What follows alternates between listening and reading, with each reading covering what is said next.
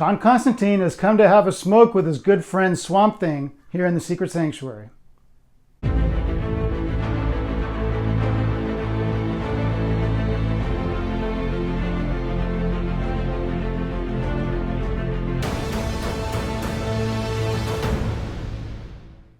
Hey guys, welcome back to the Sanctuary. So I first met this bloke back in 1985 when he first appeared in Swamp Thing number 37, written by Alan Moore. He's been a great character. His title has some of the best writers in comics over the years. Really, really great stories. If you haven't checked those out, I highly encourage you to do so. As for this piece, it has a slightly controversial past. As you remember, Prime 1 first offered both a quarter scale and a 1/3 scale, but the 1/3 scale did not include the death figure. And they were priced the same, $14.95. And then Prime 1 canceled the 1/3, saying they couldn't engineer it. And some people thought BS. They didn't take that excuse. But having assembled this piece, I kind of believe them. I think it might have been difficult to do this in 1/3, and I'll tell you why. Let's take a look.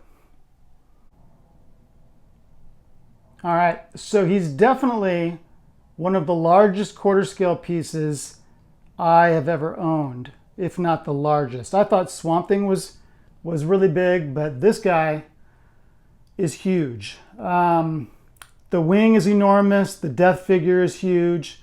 The box weighed 77 pounds.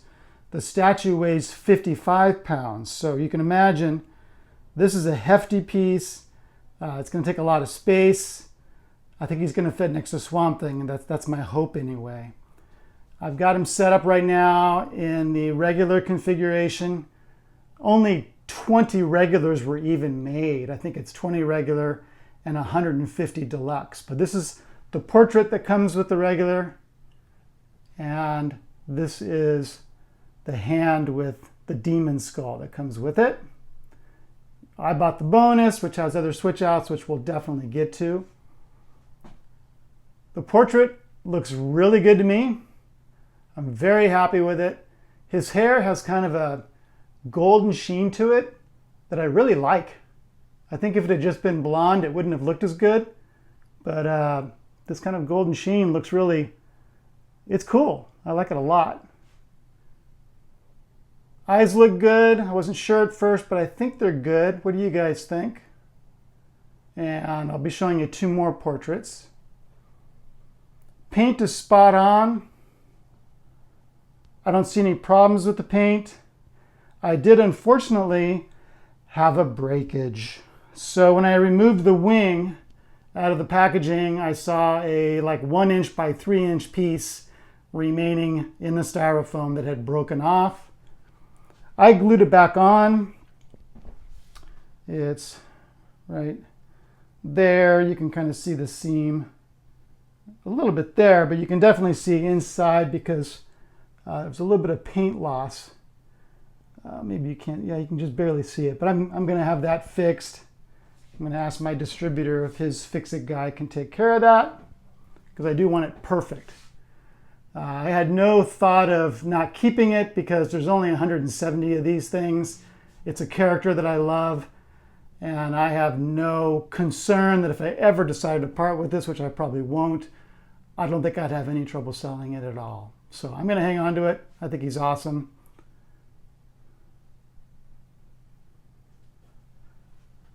Another concern is the base.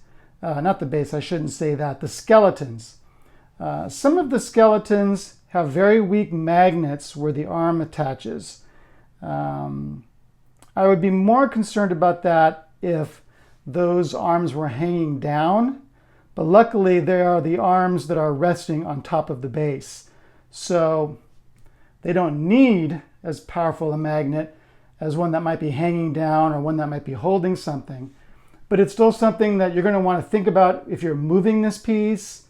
It would be easy for these arms to fall off, and you don't want them falling on the ground and cracking or breaking.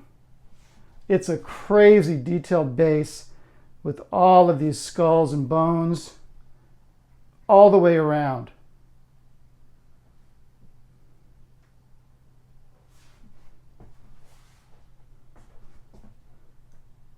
All right, I'm going to give you a warning about assembly. I think it's a two-man job, at least to begin with, because when you start, and definitely follow the directions on this one because there are quite a few pieces. So obviously you start with the base, and then the next piece you put in is Death. And that is Death without his wing. Just put in Death. Death is big and heavy, and Death makes that base really tippy. So you got to be really, really careful because you put in Death, and then you want to go back and take a look at the directions to see what comes next and go grab it out of the styrofoam. But it's really nerve-wracking because unless you got someone there to help you to hold the piece up, it feels like it could topple over. So I would recommend two people. I mean, you kind of need two people just to get it out of the box. It's so bloody heavy. So that's my recommendation. Death does look scary. Death looks great. I love how he's grasping the headstone. Here lies John Constantine. Whatever did it, he deserved it. That's awesome. So yeah, Death looks great. In fact, let me spin this around. So he's got the one wing ripped off. I don't remember this story. I remember the story where Constantine ripped the wings off of the angel Gabriel. I'm having trouble recalling a story where he did something similar to Death. So if you guys know what the reference is here, please remind me because I don't recall. But you got this kind of tattered robe he's wearing and the remnants of the wing that was ripped off. And then really nice detail on the wing. This feathered wing. There's a lot of blue in it mixed in with the black. It looks really good. It is a lighter material. I'm not going to say it's PVC. I see a lot of YouTubers immediately assume that a lighter cape is PVC, but I have heard from some statue companies that there is a lighter polystone that can be used as well. So it may just be a lighter polystone. But it looks really good. In fact, when I say tippy, it's Death doing that. It's not the cape. Death is big and heavy. But even as completed, even fully assembled, there's like 4 or 5 feet underneath, 4 or 5 of those pads underneath the base. The one in the front is not touching the surface. It's elevated like a tiny bit, but it is not making contact. So I don't think it's going to topple over, but that is why I'm saying 1/3 might not have been possible. Death might have been just so damn heavy that it would have just toppled over maybe.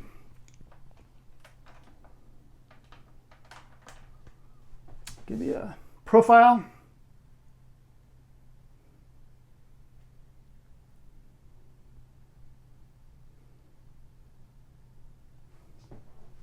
I just love the base. The skeletons look great. Don't get me wrong. I wish that the magnets were a little better on the arms, but they look fantastic.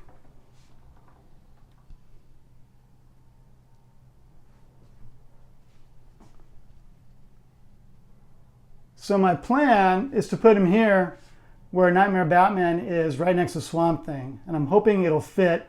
It's going to be tricky because this space from here to here is about 24.5 inches, and he's 25 inches.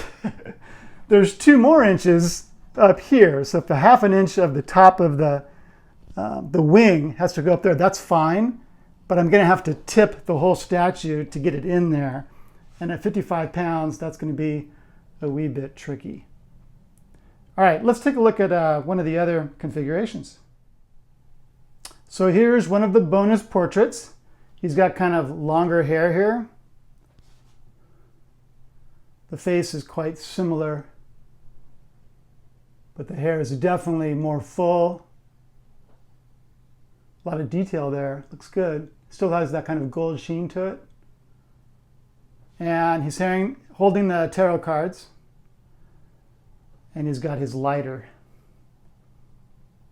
I didn't really talk about his clothes, so I love the color, the kind of drab pea soup green almost.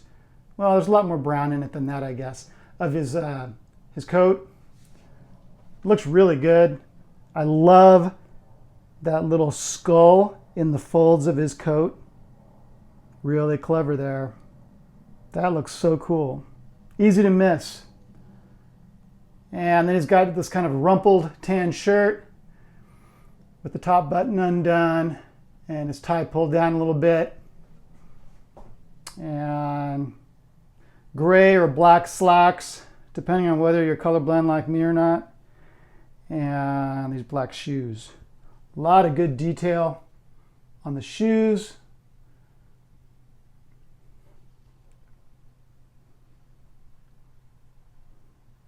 And look at that hand, looks great.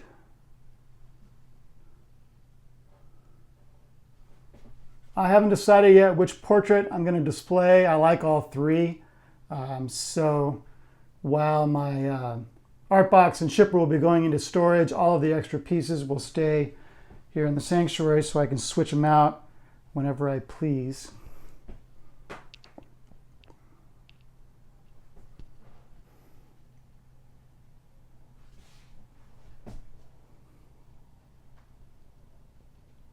All right, let's look at the third configuration. And we finally get a statue with a cigarette. Amazing. I don't remember if the cigarette was in the promotional materials or not. But it looks great. He's kind of looking up at you, maybe as he's just lit the cigarette. So I kept the lighter in his hand for this. I thought that was appropriate. But again, a really nicely done portrait. Let me know which one you guys think is the best, which one you would display. But again, I'm probably going to switch them out from time to time. I like the position of the hand, like he's just put it in his mouth, or maybe he's about to take it out.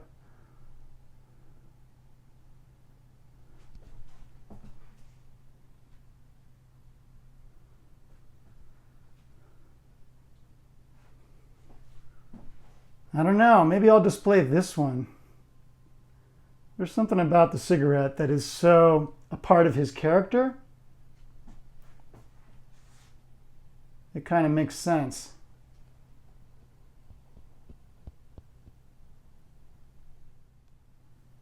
Look at that, it worked. I can't believe it. It was really awkward just because of the weight of the thing, but I was able to make it work. The top of the wing is still an inch below the bottom of the next shelf, so no problem there. And I think they look just absolutely amazing together. Even though Swamp Thing is XM and Constantine is Prime 1, I mean, they're a matched set. They look absolutely fantastic together. Super happy. I was worried I was going to have to lower this shelf one rung because there is enough space. There's enough space above Cap and Thor there, but I didn't really want to do it, and this just works perfect. Super, super happy. The bonus version also includes this cool art print of the statue showing the three portraits, and is signed by Lee Bermejo, which is really cool. It'll be interesting to see if Prime 1 does any other Justice League Dark characters. That'd be kind of cool. They've certainly done some in 1/3, but not in 1/4 as far as I can think of. Nice print though. All right, here's the monstrous art box. Really nice image on the front. John Constantine, concept designed by Lee Bermejo, the Hellblazer, Ultimate Premium Masterline, Justice League Dark, and all of the specs for the statue here. They're called precautions. I thought that was pretty cool. And then a different image on this side with the same text. Really, really nice though. And then just kind of a skeleton. That's cool. Oh, I see. So part of his book here, and a skull and skeleton. Looks great. Really nice art box. So other than that break on the wing, which is always really disappointing, I'm very happy with it. I think it's an awesome piece. It's pretty much everything that I wanted it to be. Normally I would recommend it at this point, but as far as I know, it's sold out. I could be wrong on that.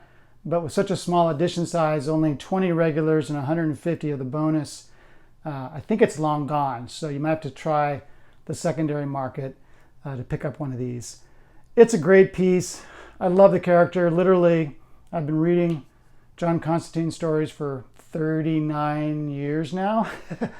So it's great to have a statue of him and one that's done so well. That's it, guys. I'll be back real soon. I'm getting the Queen Studios Captain America quarter scale. Some of you have had it for a year, but I finally got mine. So I'm looking forward to reviewing that. Have a great weekend, guys. Take care. See you soon.